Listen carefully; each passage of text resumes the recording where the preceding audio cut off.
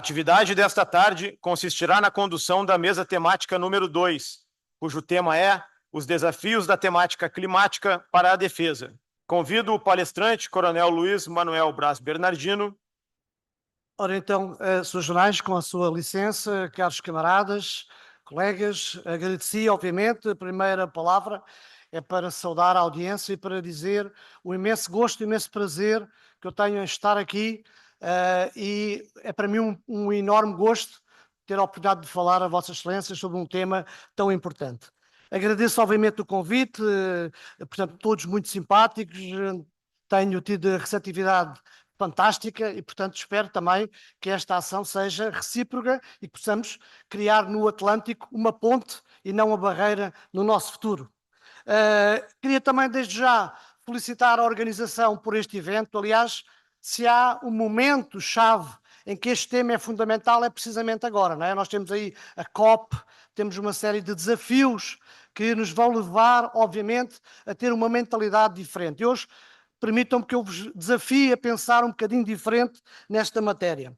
Eu sou professor, sou coronel do Exército Português, sou professor na Universidade Autónoma de Lisboa e, portanto, também da parte do Sr. Reitor da Universidade Autónoma de Lisboa, o nosso cumprimento, muito obrigado. E esta minha apresentação, ela está feita num sentido académico, portanto, tem alguma informação a mais do que aquilo que eu vou dizer. Não é? É sempre melhor ter a mais do que ter a menos e, portanto, ficará ao dispor de Vossas Excelências para poderem utilizar, bem como um conjunto de documentos que eu irei falar sobre a realidade em Portugal neste preciso momento. Ora bem, a primeira ideia que eu queria passar é que, de facto, as mudanças climáticas é algo irreversível. Quer dizer, nós ainda há pessoas que pensam que isto é uma coisa que vai passar e que, se calhar, não é tão grave como isso, mas, obviamente, nós todos temos a ideia que isto são atos irreversíveis e que impactam as nossas organizações e que impactam os nossos países. Portanto, é, de facto, uma questão de defesa nacional. E hoje venho falar de defesa nacional e venho falar de defesa nacional para militares e para, obviamente, académicos que estão aqui e que percebem exatamente esta nova realidade. É um tema atual, é um tema muito relevante, é um tema necessário. Aliás, este debate de hoje é necessário nas escolas militares, nas escolas civis, inclusivamente nas escolas mais pequenas, para que os jovens também tenham desde já esta ideia de que vivemos tempos complexos. Estes são tempos complexos e os tempos complexos carecem de uma coisa que é fundamental, que são soluções integradas. Aliás, não há nenhum país no mundo que consiga sozinho resolver os desafios dos tempos complexos. E, portanto, eu também vou falar disto, porque Portugal, obviamente, não tem capacidade para resolver os seus próprios problemas e, portanto, há um mecanismo europeu que está criado para ajudar no combate a estas alterações climáticas e eu também, muito brevemente, irei falar sobre isto. E, portanto, o que eu tenho aqui para vos falar é abordar a Estratégia Nacional de Portugal, a estratégia de defesa relativamente às alterações climáticas e depois o impacto nas Forças Armadas, que talvez seja o mais importante, que nos vai obrigar a nós a mudar também a nossa organização, eventualmente a nossa doutrina, eventualmente a forma como nós aceitamos esses desafios. Carece essencialmente de quê? Adaptação, carece essencialmente de pensar em termos estratégicos, em termos de cooperação e uma palavra fundamental que hoje é resiliência. Ou somos resilientes ou a nossa organização não vai ter hipótese mais quando nós falamos em situações tão graves como estas das alterações climáticas. Eu articulei a minha apresentação nesta forma. Uma breve introdução, aliás, já passei à frente. Depois, os dois primeiros pontos, onde eu queria aqui aproveitar para recordar quais é que são os principais desafios que enfrentamos atualmente, o que é que estas alterações climáticas nos vão levar e o que é que nós podemos fazer para alterar estas alterações, ou pelo menos os impactos que elas têm. E depois, no ponto 3 e 4, eu vou entrar mais na estratégia de Portugal e vou falar mais sobre o que é que esta estratégia implicou no dispositivo das Forças Armadas Portuguesas e que já é uma realidade. E no final, obviamente, umas breves conclusões, e não se preocupem em tirar muitos apontamentos, que os slides estão disponíveis e estão ao vosso dispor para poderem acompanhar este raciocínio. Nós, talvez começando logo pelo princípio, a reflexão que nós todos temos que fazer é quais é que são as consequências destas alterações climáticas. As consequências para os nossos filhos, as consequências para a nossa vida, as consequências para o nosso trabalho. E nós, académicos ainda, porque estamos a aprender, identificamos 5 áreas onde as alterações climáticas impactam a nossa vida no dia a dia. A primeira é a alteração ambientais. Aliás, desde logo, o impacto é nas alterações da temperatura. Todos nós sabemos, há um aumento da temperatura, e esse aumento é evidente no nosso dia a dia. A questão das calotes polares, que está a levar à subida do nível da água, os chamados eventos climatológicos extremos, que eu também vou aqui abordar, porque temos que estar preparados para responder cada vez mais a estes eventos, não é? Portanto, eu tenho acompanhado as notícias aqui no Brasil, em São Paulo, portanto, temos que estar preparados para este tipo de incidentes que vão acontecer cada vez mais nas nossas vidas, nas nossas sociedades. O segundo impacto é, desde logo, a questão da biodiversidade. Existe, obviamente, uma redução grande do habitat, existe uma redução grande da forma de vida, até da própria maneira como nós lidamos com os ecossistemas. Os senhores têm o maior ecossistema do mundo e, portanto, esse ecossistema, ele também já está a ser afetado pelas alterações climáticas. Depois, impactos sociais. Quem é que de nós não alterou já o nosso dia-a-dia? Ou porque está muito calor, ou porque está a chover muito, ou porque está um tsunami, ou porque está uma tempestade, ou porque não podemos voar, porque há determinada tempestade que impede a nossa deslocação. Portanto, a segurança alimentar, aliás, há uma colega aqui na sala que trata da segurança alimentar, isto tem um impacto na segurança alimentar, tem um impacto na nossa saúde, na questão da água que bebemos, na questão da água que temos disponível, os impactos económicos de várias escalas, portanto, os danos nas infraestruturas. Portanto, eu estou a ver o Rio Grande do Sul, o valor o custo que não houve para reparar uma série de infraestruturas que tiveram e que foram implicadas nestas alterações climáticas. E, por fim, eu deixei para o fim esta última, porque são aquela que nos diz mais respeito e que talvez nos possa até criar mais desafios, que é os impactos geopolíticos.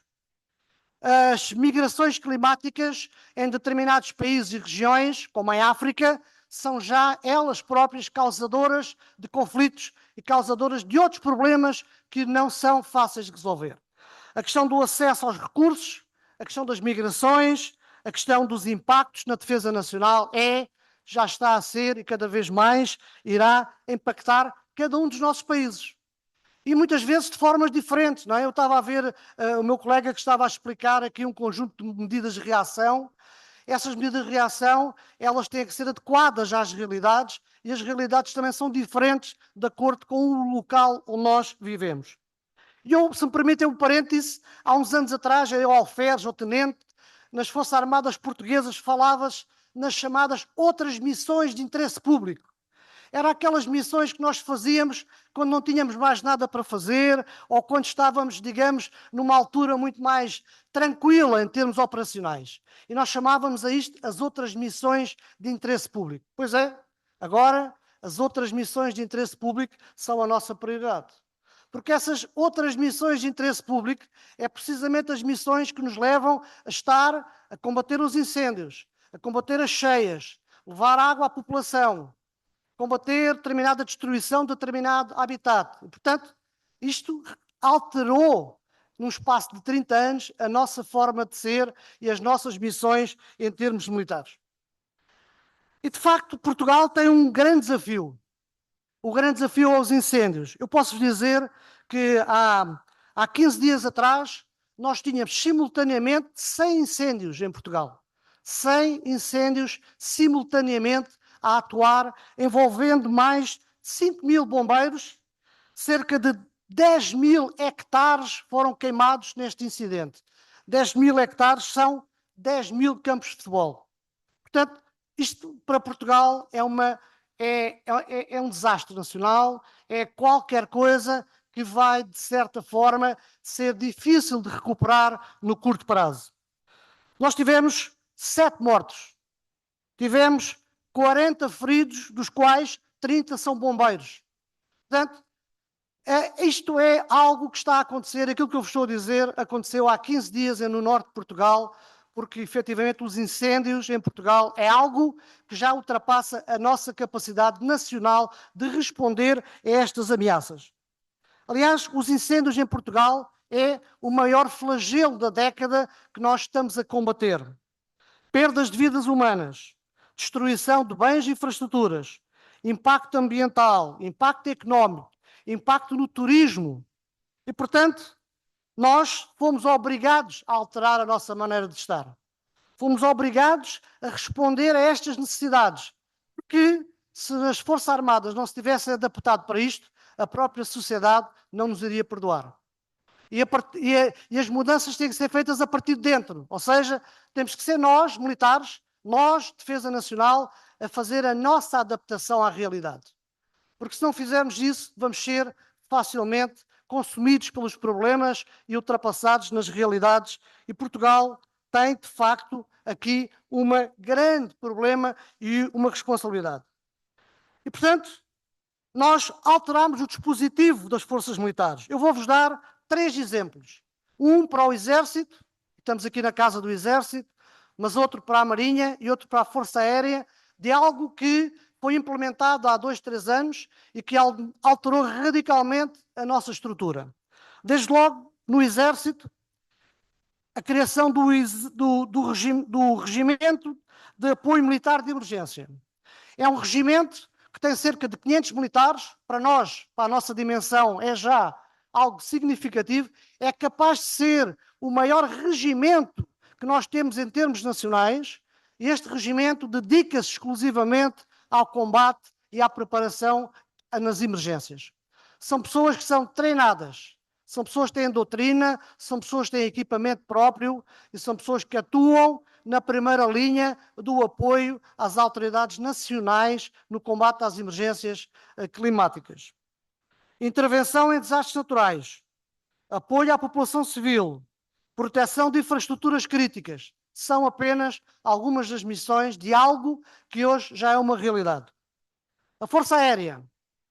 Há bem pouco tempo atrás, há uns 2, 3 anos, todos os meios aéreos eram geridos por empresas privadas. Isso já acabou. Neste momento, quem gera os meios aéreos de combate aos incêndios em Portugal é a Força Aérea Portuguesa. E, portanto, a Força Aérea Portuguesa foi mandatada para essa missão. Comprou um equipamento novo, preparou pessoas, criou centros de coordenação aérea para combate a incêndios. E, neste momento, toda a coordenação dos meios aéreos nos combates aos incêndios é da responsabilidade da Força Aérea. E, por fim, da Marinha, permitam-me que também leve aqui o facto de compra de material, de aquisição de meios. Aliás, os fuzileiros passaram a estar na primeira fase do combate aos incêndios, fazem patrulhamentos, fazem apoio ao rescaldo e, portanto, a própria missão também foi preparada para este efeito. Portanto, meus camaradas, meus senhores, eu queria vos dar estes exemplos, são coisas que já estão a acontecer em Portugal. Eu não queria passar quero passar estes slides muito rapidamente. O que é que nós podemos fazer para mitigar as alterações climáticas? Obviamente, trabalhar na redução das emissões de carbono, já falámos isto hoje de manhã, proteger os ecossistemas, mudança dos nossos padrões de consumo, tem que ser.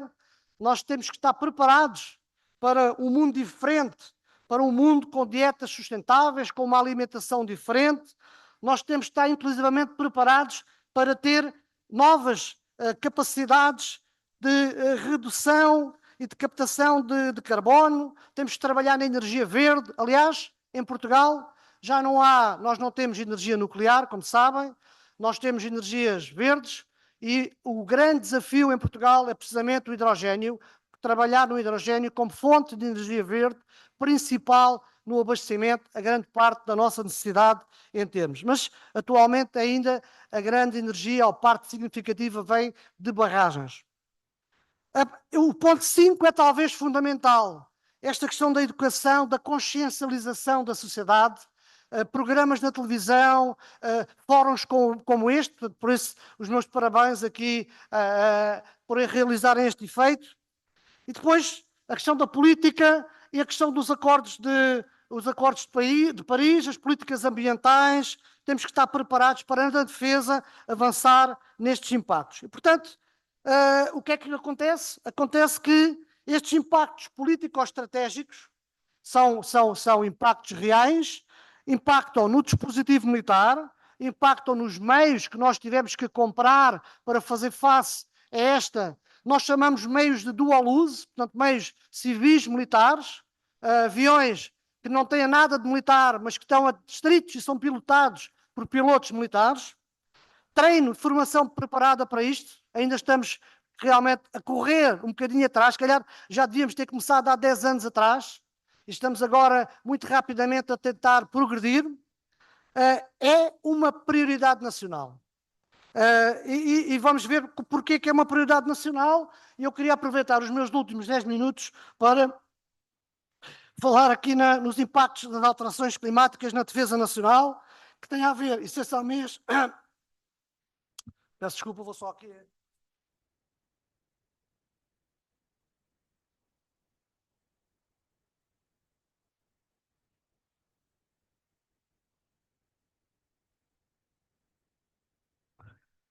Portanto, agora entrando mais concretamente na nossa área da defesa nacional, quais são as 6 áreas que têm impacto? Primeiro, na escassez de recursos, ou seja, nós vamos viver épocas onde não há água, onde não há alimentos, onde as nossas operações militares são em áreas onde estes recursos não existem. Portanto, temos que preparar a nossa logística, a nossa doutrina para esse efeito. Cada vez mais uma maior intervenção das Forças Armadas, as chamadas operações de apoio humanitário, não é? Que era algo que nós víamos apenas nas operações de paz e que neste momento já fazem parte da nossa realidade. A gestão de crises, atualmente, a questão é quando é que nós não estamos em crise, não é? Quando é que nós passamos de crise em crise, a crise dos incêndios, a crise das cheias, a crise dos tsunamis, a crise do gelo, portanto, associada aos conflitos. A instabilidade geopolítica, eu já falei aqui no aumento das missões de paz, nós vamos estar cada vez mais empenhados. Aliás, o meu colega mostrou uma lista de participação das Forças Armadas do Brasil. Vamos estar mais vezes empenhadas em contextos fora do nosso habitat nacional. Nós, na Europa, temos algo que está aqui o meu colega da Alemanha, que nós temos uma parceria na Europa para partilha de meios. É um sistema de alerta, de gestão de crises comum, em que não temos capacidades de responder a estas ameaças, então pedimos meios aéreos de reforço e estes meios aéreos são disponibilizados e são colocados ao dispor dos Estados-membros para combater os incêndios. Portanto, aviões de combate, os bombeiros como Quick Reaction Force, ou seja, forças de reação rápida. É muito frequente ter bombeiros de Espanha a estar em Portugal, ter bombeiros de Portugal na Grécia, portanto, esta interação já existe, mecanismos de alerta. Portanto, o que nós temos efetivamente é que proteger as nossas infraestruturas críticas, temos que olhar para as migrações como consequência da conflitualidade, aumentar a nossa resiliência. Eu deixei este aspecto para o fim, porque efetivamente este será o grande objetivo, nós temos que aumentar a nossa resiliência. E agora vou, nos últimos 10 minutos, falar um bocadinho mais sobre este documento que nós chamamos Estratégia da Defesa Nacional para o Ambiente, Segurança e Alterações Climáticas. Tem assim um nome muito grande, um nome muito composto, e resulta de um despacho da Ministra da Defesa Nacional. Portanto, esta estratégia é uma estratégia definida ao nível da Defesa Nacional, foi publicado em Diário da República no dia 5 de dezembro de 23. Portanto, estão a ver, tem pouco mais de 6, 7 meses e ele está acessível neste link, mas eu vou deixar o documento disponível para os senhores. Qual é o objetivo? O objetivo é precisamente alinhar os normativos da União Europeia, alinhar a interação que existe na cooperação multidimensional, incluir novas abordagens, olhar para o novo compromisso que a defesa nacional tem que ter com as alterações climáticas, ou seja, aquele nexo entre a segurança e o desenvolvimento que nós conhecemos e que estudamos na escola, agora chama-se o nexo clima-segurança, e esse nexo leva-nos estrategicamente a olhar para uma forma diferente de termos esta abordagem. Estes são os principais impactos que estão alocados, que estão definidos na estratégia. Muitos deles eu já abordei aqui, portanto não vou entrar em detalhe, mas maior frequência de missões de apoio humanitário, maior necessidade das autoridades civis a pedirem apoio militar, maior necessidade de recorrer a emergências relativamente à falta de água, aos incêndios, às cheias, são efetivamente alinhados neste documento impactos reais para a defesa nacional, impacto nas operações navais, impacto nas operações terrestres, nas operações aéreas, nomeadamente as operações aéreas no combate aos incêndios têm muitas limitações, portanto isso vai ser um fator. O maior desgaste nos equipamentos, aliás, nós sabemos que os meios militares são sempre colocados num limite da sua utilização. Aqui estamos também nesse limite. Os meios militares serão colocados em situações de stress e a logística tem que estar também preparada e adequada. Vamos ter necessidade de receber mais meios, vamos ter que receber mais dinheiro, vamos ter que ter mais capacidade de responder a estas ameaças, responder mais rapidamente. Portanto, não podemos estar 48 horas à espera para responder a um incêndio, porque isso foi o problema que aconteceu em Portugal, ou seja, não fomos suficientemente rápidos e quando reparámos tínhamos 100 incêndios a decorrer ao mesmo tempo em zonas distintas e não tivemos capacidade de resposta necessária. A visão é essencialmente esta: uma defesa nacional empenhada e preparada para os desafios de um futuro sustentável. Ou seja, nós sabemos que os desafios são muitos, mas também sabemos que se não tivermos uma estratégia, se não tivermos uma visão e se não soubermos exatamente o que é que temos que fazer, vamos ser ultrapassados e não vamos ser uma instituição resiliente. Estes slides, eles são, permitam-me e desculpem o facto de ter muitas letras, eu não vou utilizar isto como referência, mas os senhores aqui poderão ficar com esta informação para trabalhar um bocadinho mais e perceber, talvez, neste caso, quais é que são os princípios que orientam esta estratégia, não é? Portanto, quais é que foram as bases. A cooperação é fundamental, a capacitação de meios, a transversalidade da utilização destes meios. E depois, quais é que são as 7 áreas que nós temos definidas nesta estratégia? Eu não vou entrar em detalhes, mas isto está de tal forma bem feita, se permitam-me esta apresentação, porque cada uma das áreas de atuação, e podem ver a área de atuação em cima numerada, por exemplo, esta primeira é relativamente ao desempenho ambiental, tem também associado um objetivo estratégico. E o objetivo estratégico está cá em baixo, que é promover a melhoria do desempenho ambiental. E depois a pergunta é como é que isso se faz? Está explicado no texto e, obviamente, é um documento estratégico, porque a seguir, como sabem, teremos que ter um plano de ação para colocar em prática esta estratégia. E, portanto, esta primeira área de atuação do desempenho ambiental, ele vem-nos dizer que nós temos que apostar efetivamente na melhoria do desempenho ambiental, utilizando novas normas, as ISO, não é? São normas de qualidade, são normas que vão melhorar o nosso desempenho e que vão rapidamente permitir alcançar determinados níveis de desempenho. A conservação da natureza e da biodiversidade.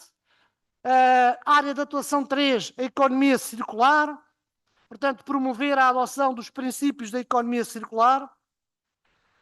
A transição energética como área, mas depois também apoiar a transição energética, portanto, ter equipamentos com menos consumo de energia, que possam estar preparados para responder e para atuar em áreas com mais desafios. A eficácia dos recursos, aliás, é o que nós queremos, não é? Gastar menos dinheiro, mas melhor, eficácia, ter meios mais adequados à capacidade de resposta necessária, promover a eficácia das plataformas militares. Aliás, este será eventualmente o grande desafio para a nossa investigação e desenvolvimento, é adaptar as nossas plataformas militares para o uso civil e permitir que facilmente possam ser adaptáveis a estas necessidades e que possam responder a esta questão.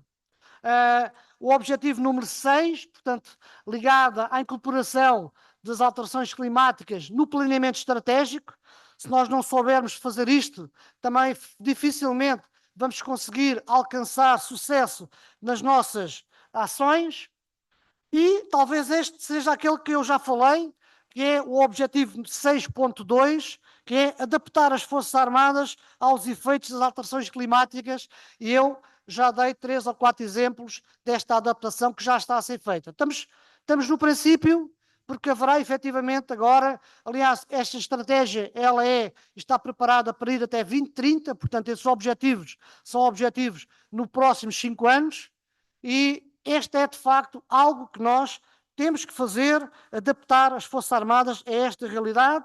E depois, a última área de atuação, que é a questão da capacitação. Nós temos que qualificar os nossos recursos humanos. Não vamos deixar de ser militares, não podemos deixar de ser militares. Vamos ser militares, mas preparados para outro tipo de missões, para outros desafios, para outra realidade que está aí a bater à nossa porta. Este é o quadro resumo. Não vos vou amassar novamente com isto.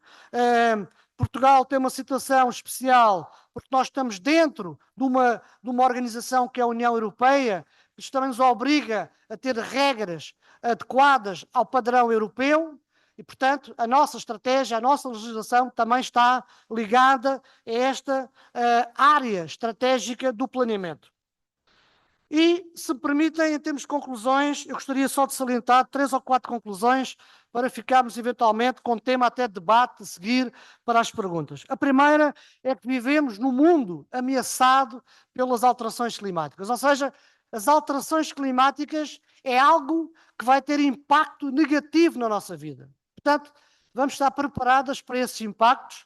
Eu já falei aqui em vários deles, não vou repetir, mas a forma como essas alterações vão impactar a nossa vida vai ser muito intensa, muito rápida e, de certa forma, em alguns aspectos, irreversível.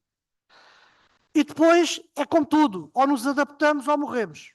As nossas organizações ou se adaptam ou deixam de ter relevância. Isto tem um termo, chama-se resiliência organizacional, e nós trabalhamos para sermos resilientes na soberania nacional, na defesa dos nossos espaços, na defesa daquilo que é nosso, na defesa daquilo que é a nossa pátria. Portanto, as alterações climáticas têm impacto na defesa nacional, nas Forças Armadas e, em Portugal, e é a última conclusão, nós estamos já a trabalhar nisto, já estamos a evoluir no nosso pensamento estratégico, no nosso pensamento académico, estamos ainda no princípio e eu espero e posso também agradecer esta oportunidade e este exemplo de Portugal que possa também servir de alguma forma para contribuir para que outros países possam melhorar, porque, neste caso, todos aprendemos com todos e todos seremos poucos para aprender esta nova realidade que está aí à porta. Meus senhores, muito obrigado e estou ao vosso dispor para perguntas.